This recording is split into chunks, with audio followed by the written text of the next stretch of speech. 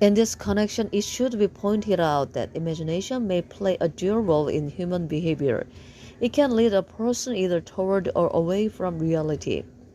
Pierre Janet writes, "Science itself, at least neutral science, is impossible without imagination."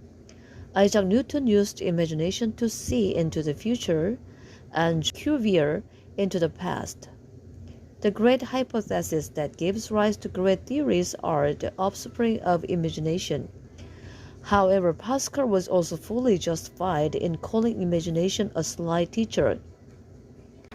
Gabriel Campers says, "Imagination gives rise to a great many more errors than it uncovers truth." It seduces the careless student into putting reason and observation aside and taking his fantasy as proven truth. It pushes us away from the reality with its captivating deceits.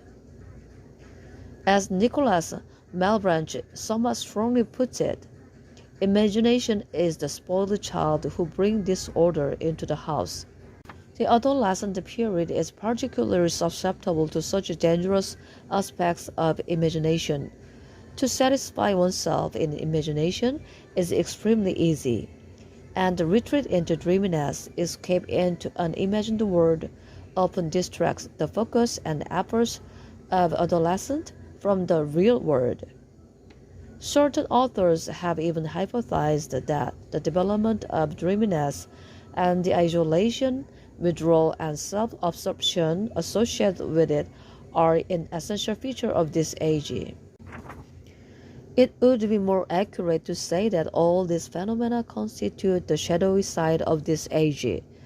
This shadow of dreaminess that falls on this age, this dual role played by imagination, makes it a complex process which is extremely difficult to master.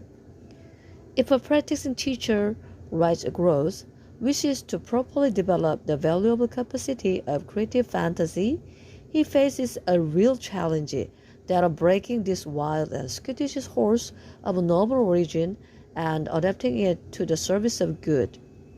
As has already been said, Pascal called imagination a sly teacher. Goethe described it as a precursor of reason, and both of them are equally correct. It is frequently asked whether the operation of the imagination depends on talent. There is a very widespread opinion that